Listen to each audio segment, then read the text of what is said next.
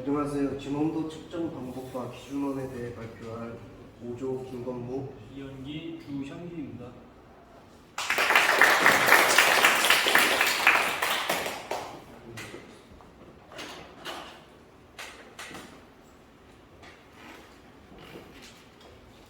저희 목차로는 첫 번째로는 진원도의 정의와 필요, 그 다음에 진원도 발생 요인과 측정 대상, 진원도 측정 방법 및 설명, 기준원의 정의와 필요성, 기준원의 종류 및 설명이 있겠습니다. 맨 처음으로 진원도의 간단한 정의는 원형 형체의 비합적으로 정확한 언어로부터 벗어난 크기를 말합니다. 기계와 공구들은 여러 개의 회전 부품들로 구성되어 있는데 원형 부품이 진원부터 벗어나게 되면 소음, 진동, 마찰, 마모, 정밀도 등의 영향을 주어 문제가 발생하게 됩니다. 그래서 진원도 측정이 필요하게 됩니다. 다음으로는 진원도의 발생 요인과 진원도 측정 대상입니다. 진원도의 발생 요인은 동작기계 주축의 결함, 공구 접촉 시의 변형, 척 작업 시의 압력, 압출 금형 시의 통상 분량이 있겠습니다. 진원도 측정 대상은 베어링이나 자동차 크랭크 샤프트 같은 정밀한 결합점이 필요로 하는 그런 곳에 측정 대상이 됩니다.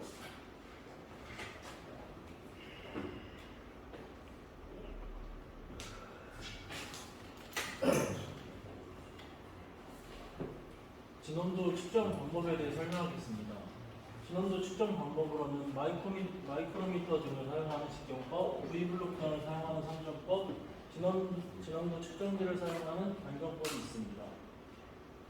직경법으로는 원형 부분을 평행한 두 직선 사이에 끼워 두 직선 사이의 거리를 측정하여 최대값과 최소값의 차로서 나타내는 방법입니다.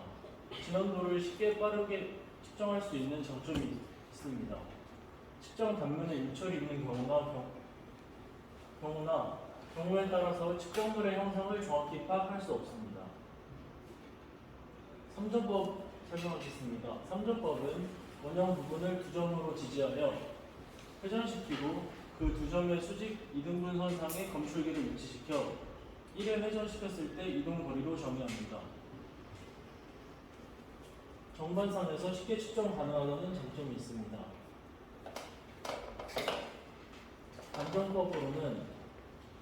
반경법은 측정물 기준축을 중심으로 피측정물을 360도 회전시켰을 때 검출기 지침의 최대값과 최소값의 차로 진원도를 표시하는 방법입니다. 직경법, 삼점법처럼 현장에서 가공 중에 간단하게 측정하기 편리하진 않는다는 단점이 있습니다. 원형 부분의 현상을 이론적으로 가장 정확하게 구할 수 있다는 장점이 있습니다.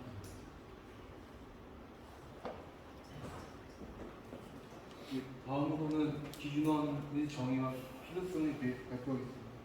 일단 기준원은 진원도 평가에서 사용되는 가상의 원을 뜻하며, 그리고 기준원의 필요성은 기준원이 없다면 중심이 일정하지 않아 진원도 계산이 계속 달라져서 불가능하게 되므로, 따라서 진원도 계산을 하기 위해 일정한 중심이 필요합니다.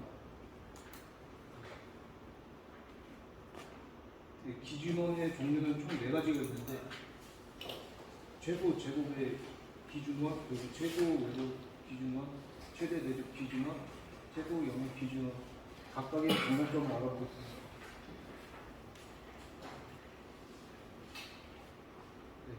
먼저 최고 제곱 기준원은 국부적인 진원도 편차의 제곱을 모두 더한 합이 최소가 되는 평등원을 뜻합니다. 일반적으로 가장 많이 사용하는 계산 방법입니다. 불규칙하고 값의 영향이 적고 측정값의 안정성이 높습니다. 다음으로는 최소 외적 기준원을 설명하겠습니다.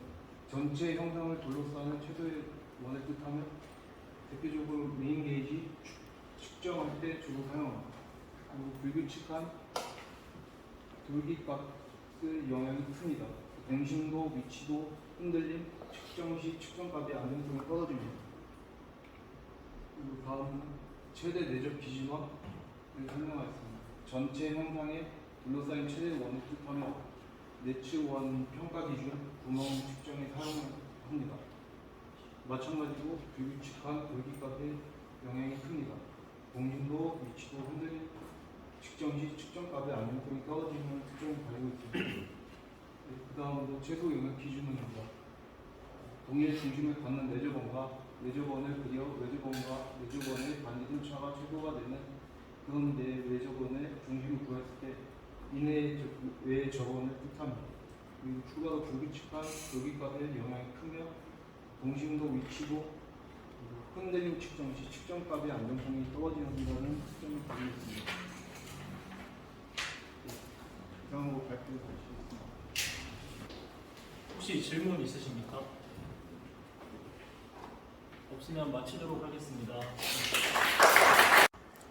표면 텍스처에 대해 발표할 6조 이한매, 조재민, 임성민입니다.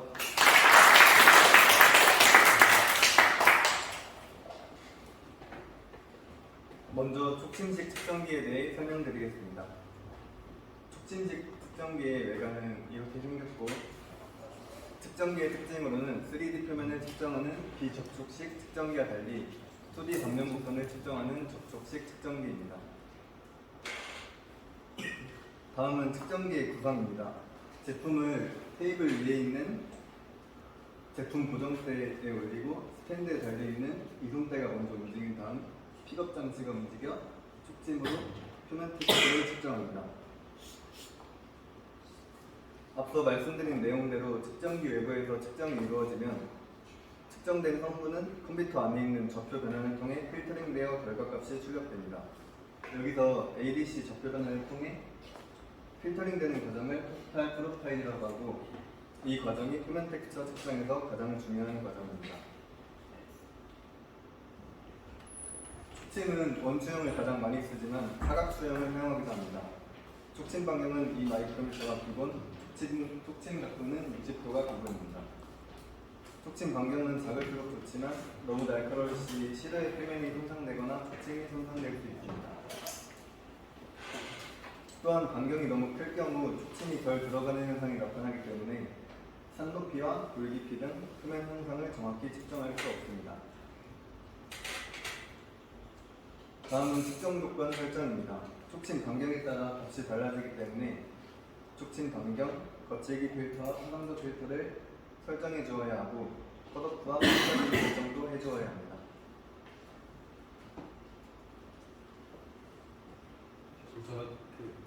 표면 텍스처의 파라미터에 대해서 설명드리겠습니다. 그래서 첫 번째로 주요 내용을 보시자면 파라미터의 목적과 복합 파라미터의 필요성, 그리고 파라미터의 진폭, 간격, 복합 파라미터가 있습니다. 우선 파라미터의 목적은 표면의 미세한 비합적 특성을 표현하는 것이고, 측정자의 주관적인 판단을 배제하고 표면 특성을 객관적으로 수치화하기 위해서 필요로 하고 있습니다.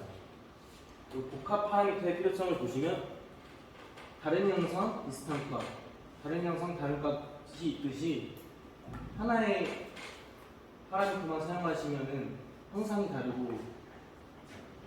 다르지만 비슷한 값이 측정되고, 그리고 다른 영상이 다른 값이 측정되게 됩니다. 그리고 진폭, 간격, 복합 파라미터를 보시는데, 이제 우선 진폭 파라미터에 편과 골이 있습니다. 저희가 제일 많이 사용하고 있는 RZ 값을 기준으로 기준 길이 내에서 최대 산높이 ZP와 최대 골 깊이인 ZV의 합을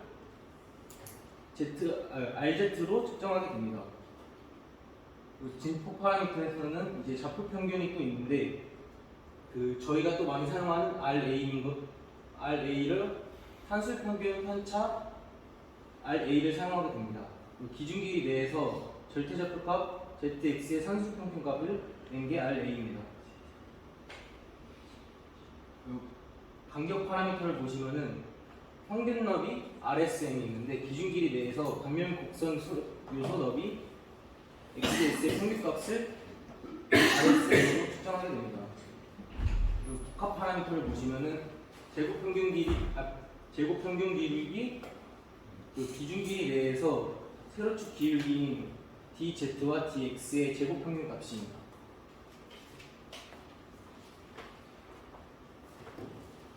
평가 규칙에 대해서 설명해 드리겠습니다. 먼저 16%룰입니다. 간단하게 설명드리면 상한값으로 규제된 경우 모든 측정값 중 16% 이하인 경우 합격이 됩니다. 그리고 하한값으로 규제된 경우 모든 측정값 중 16% 미만인 경우 합격이 됩니다. 맥스룰에 대해서 설명해 드리겠습니다. 규제 기호가 맥스가 표시된 경우에 적용이 됩니다. 16%를 적용 시 합격 조건과 X를 적용 시 합격 조건에 대하여 간단하게 한 가지씩만 설명해 드리겠습니다. 16%를 적용 시 합격 조건에 대하여 먼저 설명해 드리겠습니다. 첫 세 군데 측정값이 모두 규정값을 초과하지 않는 경우입니다. 이때 각 단계별 조건을 만족하면 합격 처리하고 측정을 종료하고 그 외의 경우에는 불합격이 됩니다. 액수를 적용 시 합격 조건입니다.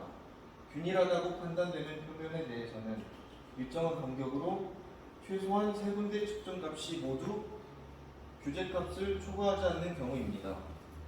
측정값이 한 군데라도 규제값을 초과하는 경우에는 불합격이 됩니다. 그 다음은 검사 방법입니다. 유감 검사 방법, 비교 검사 방법, 그 다음은 측정기 검사 방법입니다. 사진에 보이는 검사 방법은 비교 검사 방법입니다.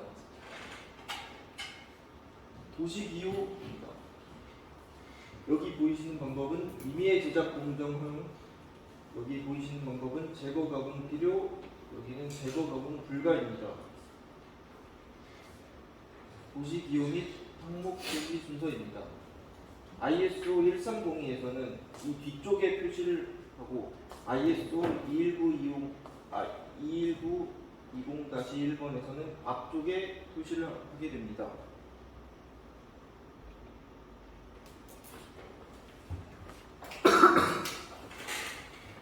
질문 있으신가요? 없으시면 발표 마치겠습니다.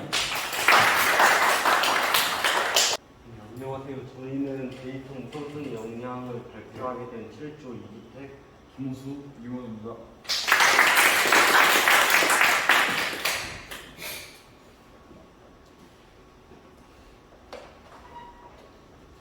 데이터 우선순위 영역에 대해 첫 번째로 발표할 이원입니다. 목차는 자유도의 구속 과정, 데이터 우선순위의 영향, 마지막으로 과제에 대해 설명하겠습니다.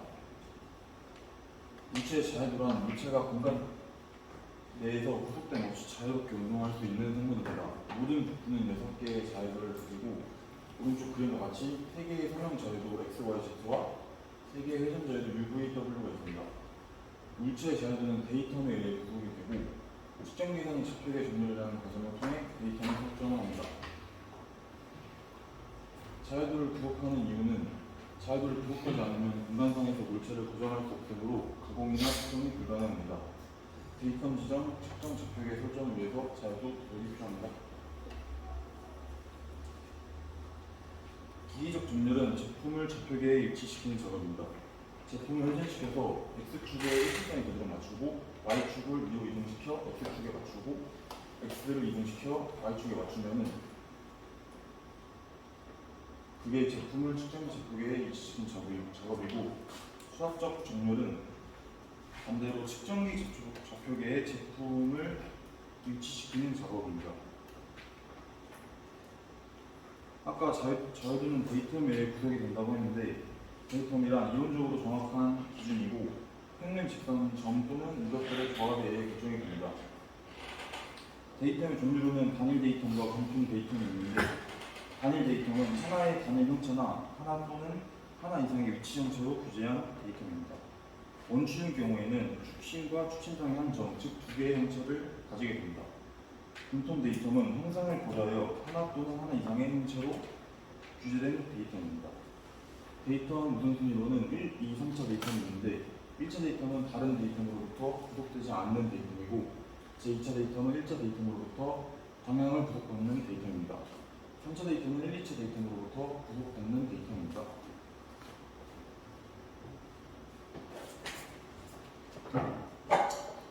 데이터 우선순위 영향에 대해서 말씀을 좀 드리겠습니다.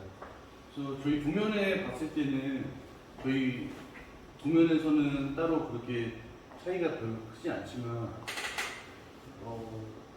이 데이터를 설정하는 방향에 따라서 이 측정값에 오류가 일어날 수 있는데 오류라기보다는 차이죠. 그래서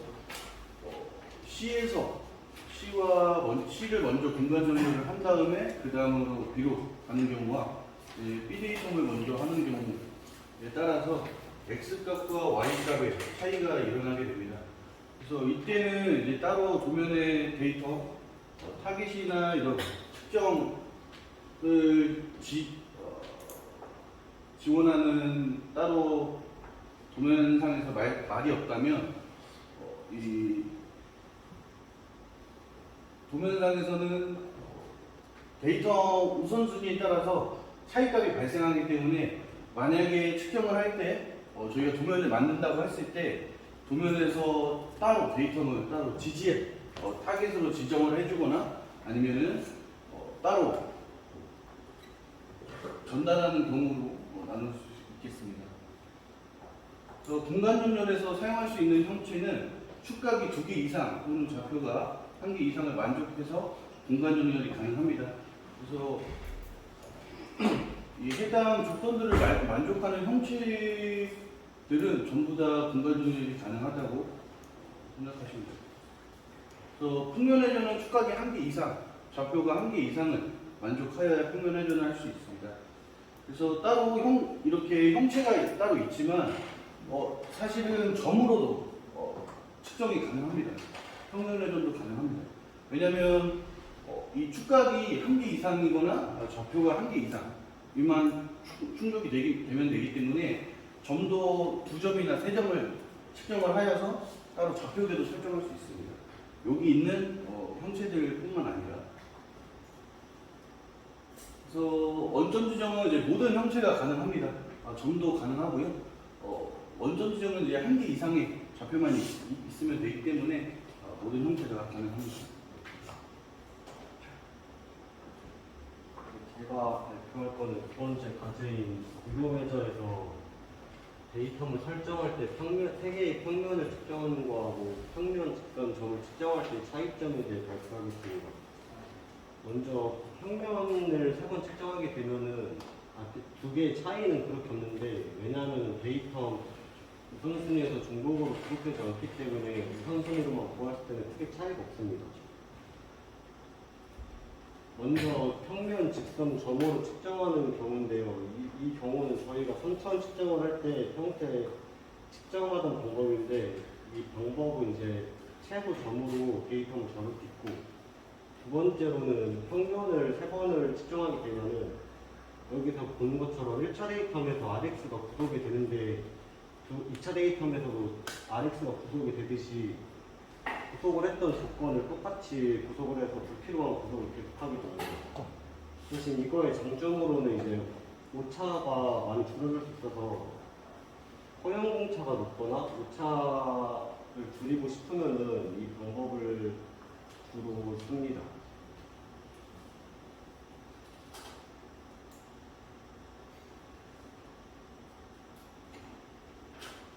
네, 여기까지 발표입니다. 혹시 질문 있으신가요? 없으면 여기서 마치겠습니다. 아까 점을 이용해서 평면 회전을 할 수 있다고 그랬는데 그게 어떤 의미인지. 지금 이 측정기에서 따로 이런 지정된 형체들 말고도 공간 점열과 평면 회전, 좌표계를 설정할 수 있다는 걸 말씀드리고 싶어서. 그러니까 점을 이용해서 어떻게 평면 회전을 하죠?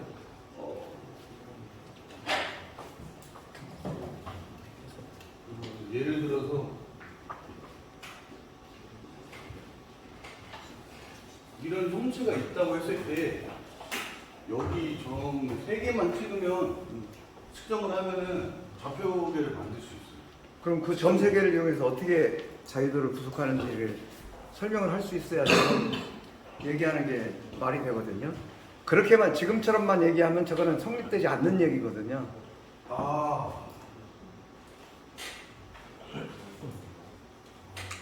회전운동을 구속을 하려면 축각이 있어야 되는데 지금 저 점 자체는 축각이라는 것 자체가 없는 거잖아요. 근데 어떻게 평면회전과 공간정렬을 한다는 건지를 설명을 해야 될 것 같은데.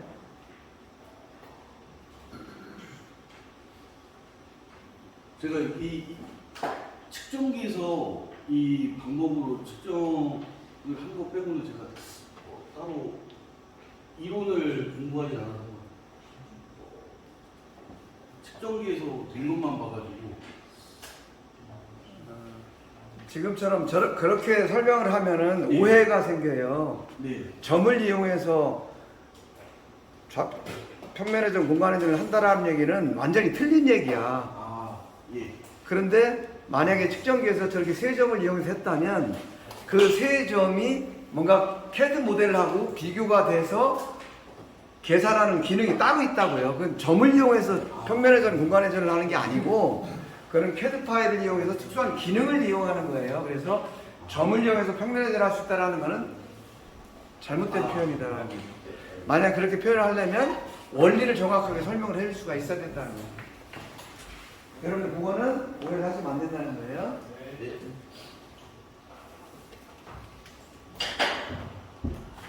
그럼 마치겠습니다.